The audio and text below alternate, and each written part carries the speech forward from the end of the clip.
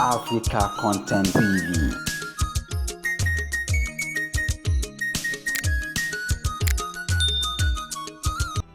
Tọ́fì rí àtàbí jó lórí omi lábá ìkàlà bí ó mọ̀ bright gbàgbà wá sí dúgbàdúgbà. Ṣẹ́rù Fújì rẹ̀ ò kárí gáúsù aláàbí bàbá ọmọ.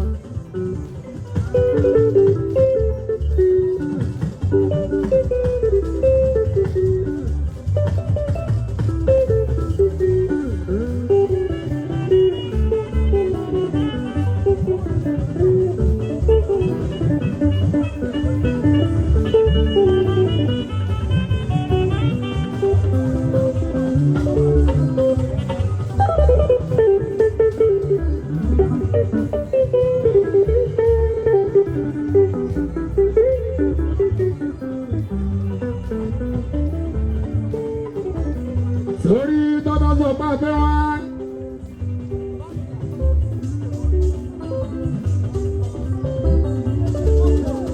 Tọ́ba ṣe polówó àbí tọ́ba lẹ pósítà. Ẹ̀gbọ́n tọ́ba ṣe advert bá fẹ́ wá síbí. Ló jẹ́ pé wọn ọ̀rẹ́ ní gangan. Gbogbo ọmọ pé tó ń bẹ lágbègbè yìí. Àárín wọn kó jáde jí mọ́. Ẹ̀yin oní pọ́ọ̀pù jẹ́mẹ́ ládùúgbò yìí. Ẹ wá láti wá bá a jó. Ẹ̀yin tẹ́ fẹ́ràn Fújì jẹ́mẹ́ lágbègbè yìí. Àárín kẹ́jáde kẹ́wọ́n bá wọn jọ́ bàbá. Ẹ̀yin olólùfẹ́ bá a sí. Wọ́n wá rí iye ogún lẹ́la bàgàmì àlàbí kẹ́ bọ́ta. Wọ́n ní ẹ̀rí làbàgàbà àsìkò lórúkọ ni. Ẹ̀yin lẹ dáwọ́ nù.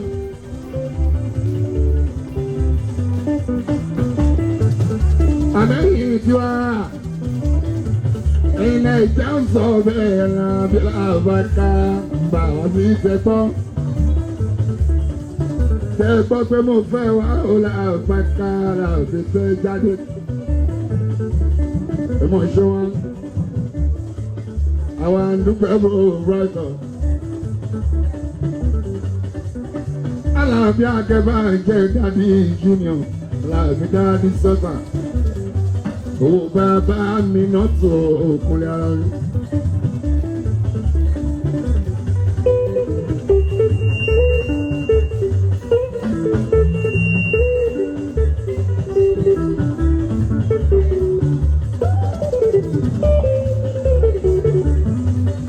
Grandpa o, dádì bá káàtó. Oyin náà mo láàjọ kẹ́bà káàtó. Ó bàbá wá sílá. Olórí oko wa náà ni òkú làbàkà. Aláàbí dàdí rọ́kíbá. Dàdí sí iná yá. Abọ́lájí rọ́kì ìbáàtò. Ọmọ jíbọ̀ àbáṣọ́ sí ọ̀.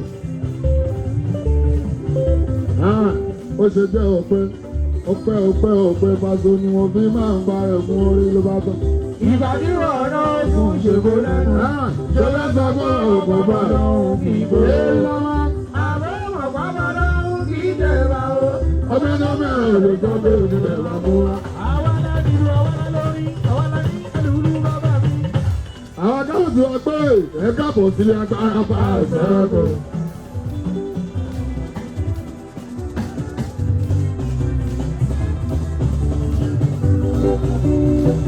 Ẹ káàbọ̀ sílé agbára pa àṣẹ́kọ̀. Wọ́n ní mo lẹ́rù kú bó ní ní ìsáìfò. Wọ́n ní mi bọ́ máa ń ṣọ̀tẹ̀ ẹ̀kọ́ apá. Àwọn ní mo bá ìṣọ́dá ṣọ̀tẹ̀ ẹ̀kọ́ apá. Ọ̀gá ńlá, ọ̀gá ńlá, ọ̀gá ńlá, ọ̀gá ńlá, ọ̀gá ńlá, bọ́s, ọ̀gá ńlá, ọ̀gá ńlá, ọ̀gá ńlá, ọ̀gá ńlá, ọ̀gá ńlá, bọ́s.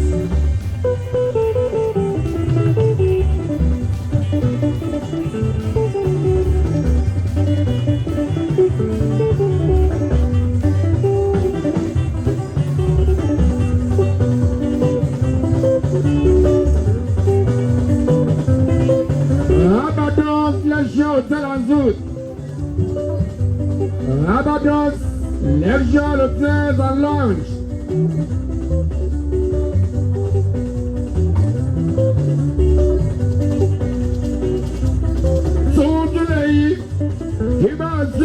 Ládùúgbò yóò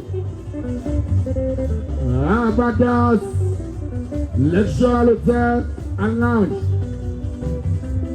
Ẹ̀yin ọmọ pé àdúgbò yóò torí iná ṣe kàn. Ẹ̀yin ọmọ tó ń sọ ládùúgbò yóò torí iná ṣe kàn. Ẹ dákun ẹ patronize àwọn kúnlẹ̀ àgbáyé láàbẹ̀ tuntun ní. Tó o bá ti wọ bí wàhálà ayé tó ń jẹ nínú ayé tó ń jẹ Barbados ó dàbí ayé London ní arábí ayé tó ń jẹ Barbados ó dàbí ayé Amẹ́ríkà ní arábí ayé tó máa ń jẹ níbí ó dàbí ayé Jamaica làkàtà ó Barbados ẹ̀ṣọ́ alágbàdo ìyá ìṣirò. Àṣírí lè ní. Owó náà bí kọ́ bí owó náà máa pa níbẹ̀. Wọ́n ò ní rúkú jáde ń bẹ̀ lágbára Ọlọ́run jí bọ́. Wọ́n ò ní rúkú ọmọ ẹ̀gún náà bá gàmì àlàáfíà yìí lọ. Ìtọ̀ yẹlẹyẹlẹ lábàgàbà sí Barbados.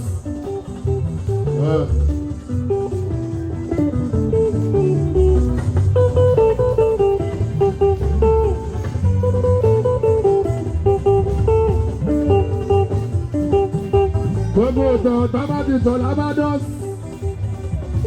kó máa di twins.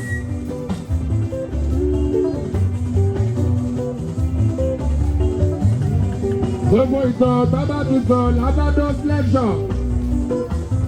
Ẹgbọ́n ìṣe pé tá a bá tọ̀ Barbados bàbá a bá tọ̀ nílé ìtura Jíbọ́lá ọmọ onílàlùbáríkà.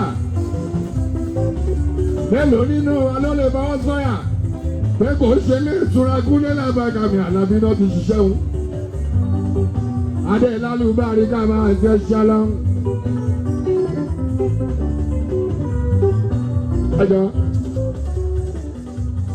ẹ̀yin ògbólógbó àdúgbò yìí ẹ má ṣe wọ́n bí. Bẹ́ẹ̀ bá wà bí ó Lábàgàmì àti o. Aláwọn tó kápá yín maximum security. Òun bẹ níbí for lives and properties. Ẹjọ́ ìwọ̀n tó bá fẹ́ ṣe.